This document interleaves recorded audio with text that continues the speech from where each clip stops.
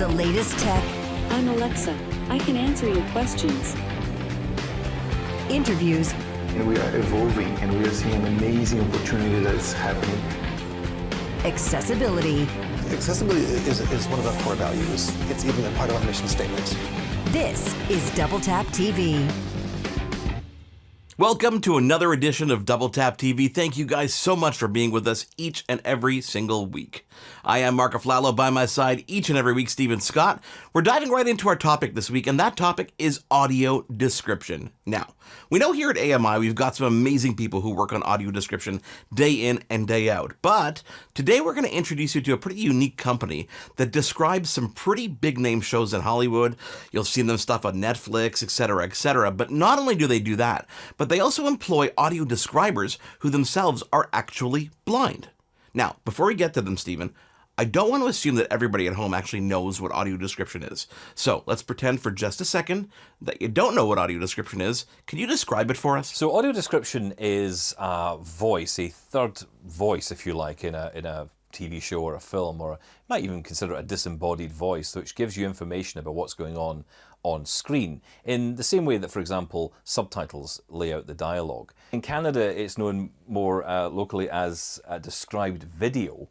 Around the world, though, we do call it audio description. That's it in a nutshell. You know, it gives you information about scenes, it gives you information about characters, it lets you know what's going on in those quiet segments, or when someone does something in, say, a horror movie, when someone grabs a knife and heads to a door.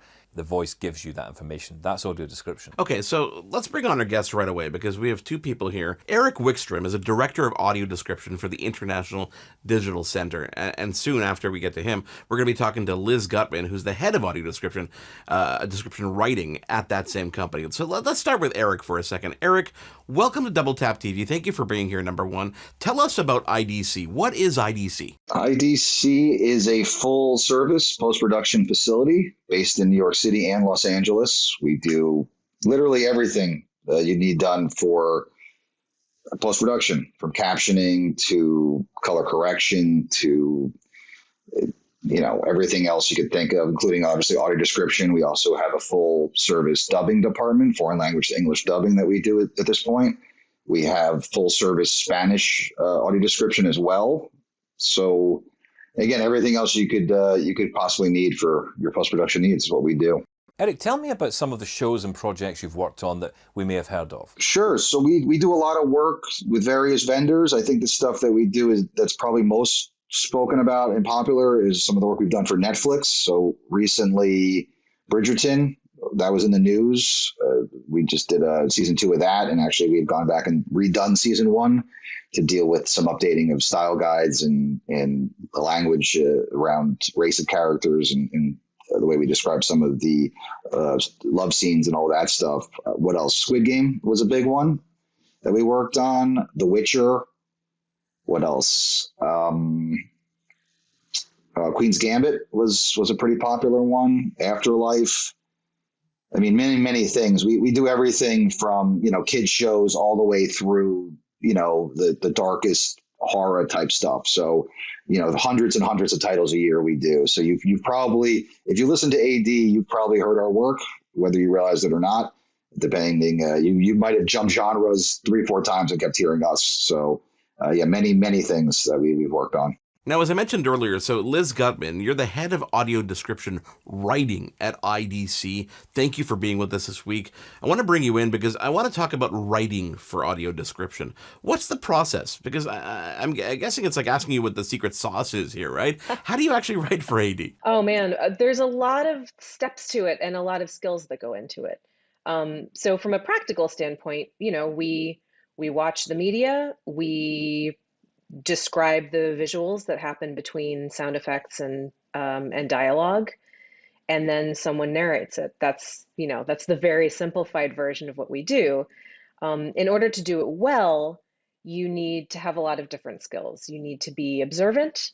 You need to have a certain sense of empathy, and that you can kind of put yourself in the situation of, okay, if I weren't able to see what was going on here, what would I need to know in order to effectively convey what's happening without overwriting? You don't want to put in description just because there's some silence there. If nothing needs to be described, then leave it out. You need to have a good vocabulary, but you also need to be a good editor. And you need to be able to edit yourself. So when you go and write and then you go back and look it over, you need to be able to get brutal and say, okay, well, I like this word or I like this phrase, but I don't have time for it, or it's not necessary, or I need to cut it down. So you really need to be able to self-edit as well. Yeah, and just to be able to adjust the tone and the vocabulary so that it's appropriate to the project as well. So, for example, a kids show is not going to be described in the same way that Squid Game is going to be described, is not going to be described the same way that Bridgerton is going to be. Those all require different tones and different types of vocabulary and phrasing. So yeah, there's a lot that goes into it, but I will say that curiosity and a willingness to learn and take notes goes a long way. Liz, I've got to ask you, as the writer here, as the head writer, I'm really intrigued by this because my wife loves the show Bridgerton. I am not a fan, but that's another story. But she loves it, and that's fine. And there's many reasons, maybe not so much in season 2, but certainly in season 1. But the writing gets a little bit steamy from time to time, and I just wonder how you deal with that, right? Is it per show that you think about the content of the show and you write accordingly for that? Or is it that you have a style of writing that you just apply across all shows? How does it work? How do you make it not come across as too gratuitous, or actually, is that the intention? Yeah, I think you have it exactly right. Is we kind of tailor it to the show. So depending on what you're describing, if it's something like Bridgerton that's meant to be steamy, you want to make sure and use language that encourages that. Again, we're trying to bring the audio description experience as close to watching it as possible. So it's making sure that the describer, that you as a describer, as a description writer, let that feeling sort of wash over you, and then reach into your sort of bag of tricks to bring out whatever language and phrasing and tone will best suit that. And then moving forward in the process, in the booth, when the narrator is recording, to make sure that the director can adjust that a little bit too. Like, oh, could you, maybe it's bring it down a little bit, or bring it up a little bit, or it's a multi-step process that I always find really fun, even if it can be kind of embarrassing in the moment, to really get into that sort of romance novel, steamy description. But at the end of the day, that's what makes a great AD track, is putting all that extra work into it and making sure that it fits. It fits with the tone of the piece without necessarily distracting from it, but that it really blends in with the language, the tone of, the actual physical tone of the scene and everything like that. Liz, Eric, I hope you can stick around for a couple of minutes because I want to ask you one more question, but we've got to take a quick break. It is Double Tap TV. We're talking all about audio description.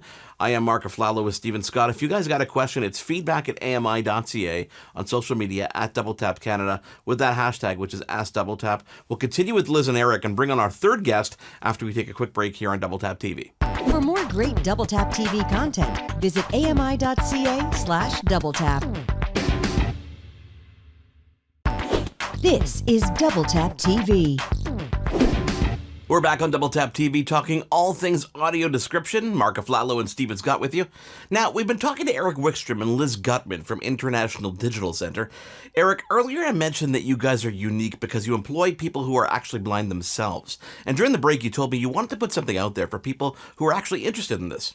I want to throw it back out there in the universe, again, touching on the blind and visually impaired talent that we have, 15 or growing on the roster. And I am available to be reached on social media. So companies, if anybody from any competing companies, my competitors are watching this and they are interested in working with blind and visually impaired talent, reach out. My DMs are open, slide right into them, and on Twitter, and I'll be happy to take a phone call. I will happy to tell you our workflows from A to Z. This is not proprietary. This is not protected information.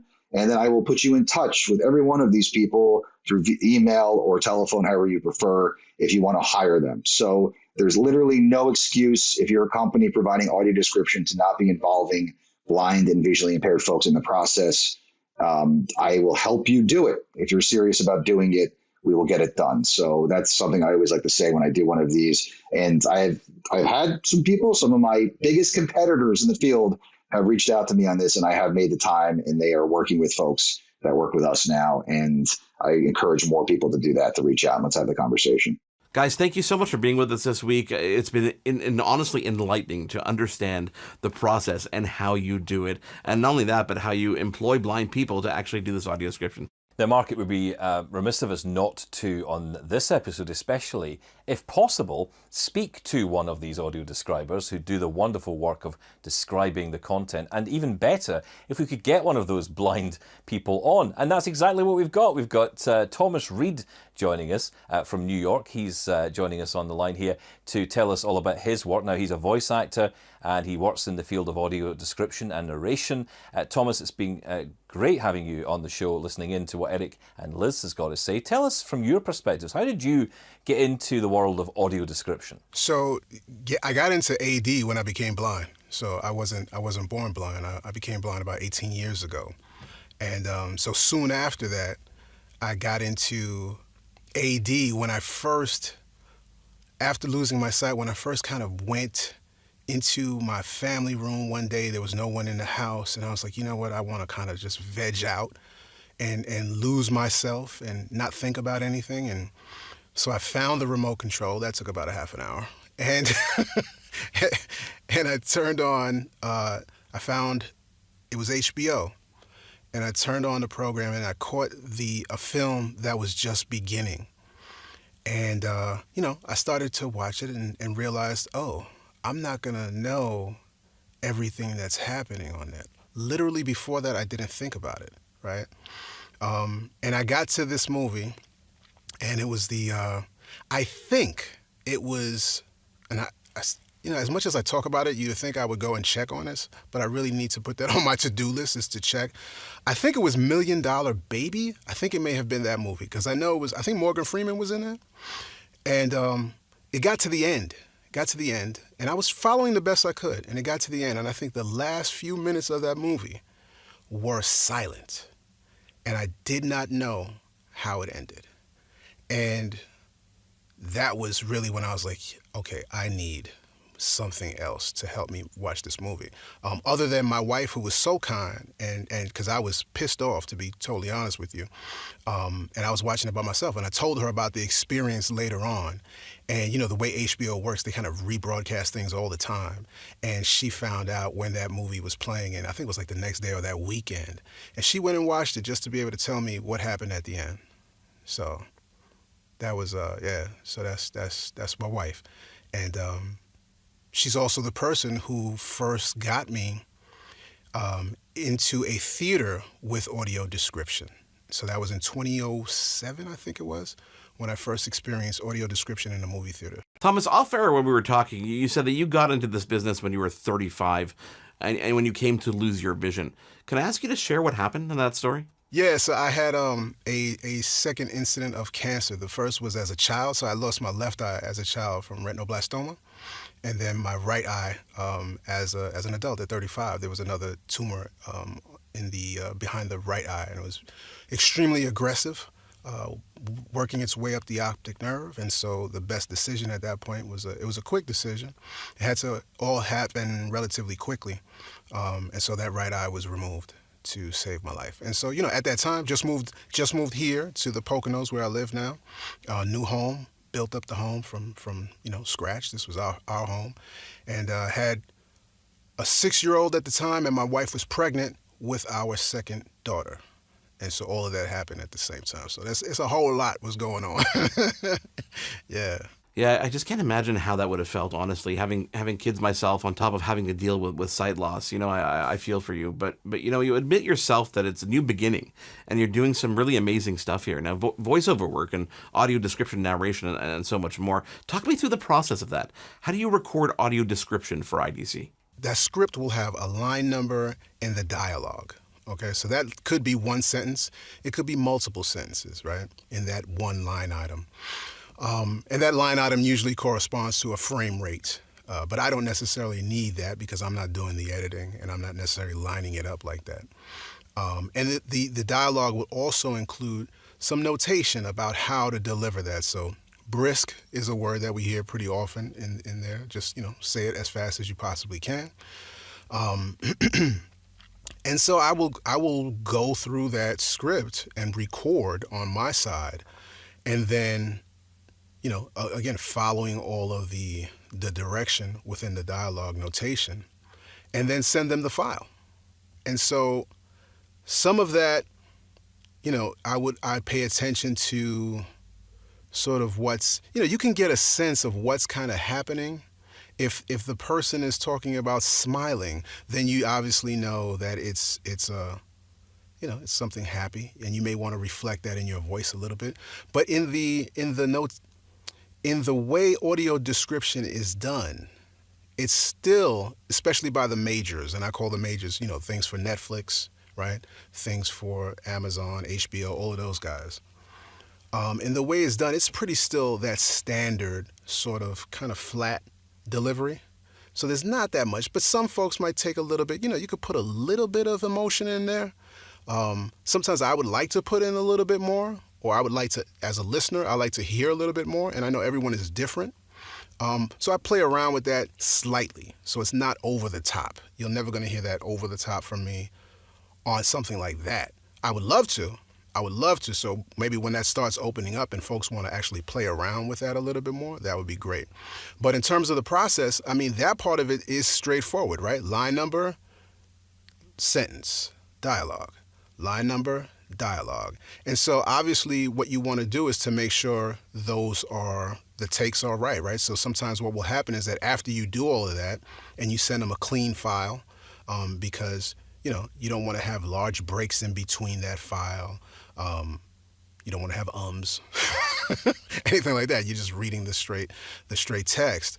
But you may have pickups, and a round of pickups that could be things that I fumbled, words, names. That can definitely happen. Or they might change something on their side because maybe in the QC process, oh, wait, we don't like that sentence, let's change it. Or sometimes even, they may have added something to the film. They got a new delivery of that project and something new is in there. That could definitely happen. So then you got to do a round of pickups. That's usually straightforward. That's it right there. What I would say is that, that's not sexy, right? That doesn't sound sexy. Okay, Thomas, stick around because we've got to ask you what your favorite child is here, or what your favorite project has been to work with. So stick around. It is Double Tap TV. I am Mark Aflalo with Stephen Scott. We're going to be back with our guest Thomas in just a second here on Double Tap TV. For more great Double Tap TV content, visit ami.ca/doubletap. This is Double Tap TV. We're back on Double Tap TV talking all things audio description. Now, before we took a break, we introduced you to Thomas Reed. Thomas Reed is an audio producer, audio describer. He is blind. He's also an advocate when it comes to this kind of stuff. And he's a reader for IDC, the company which we introduced you to at the beginning of this week's show. So, Stephen, the question I had for Thomas is... What's your favourite project been, Thomas? Because, look, there's got to be one project that really stands out above the rest, right? I think I'm going to have to say, and I think it's because I knew that there would be some interest from people that I knew, and that was I got a story to tell. It was the Notorious B.I.G. documentary. And that was cool because I knew I could tell my nephews. I could tell my kids, like, oh, I'm going to be on that Biggie doc, and folks that I know.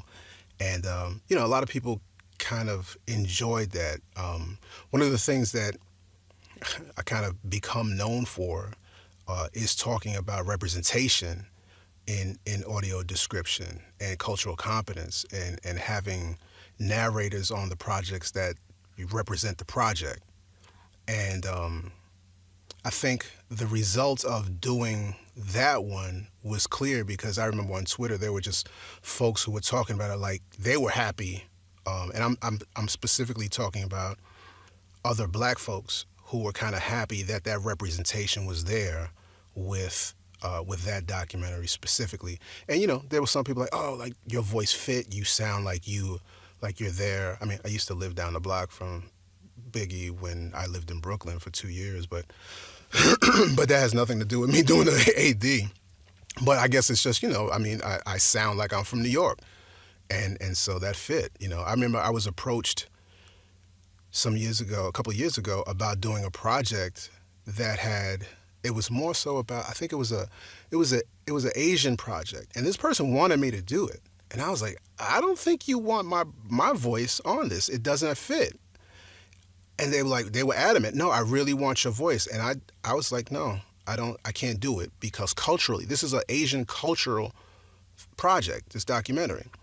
And while I appreciate the fact that you like my voice, I don't think I represent it. And I would not want to be of that culture and hear my voice on that. I don't think it's right. It just didn't seem right. And I encourage that person to find someone who fit. Thomas, you've got an amazing story, and you've got to come back on a future show. I'm sure there's a way we can work on some kind of topic. Thomas Reed, it's been great chatting with you this week on Double Tap TV. Thank you so much for being here.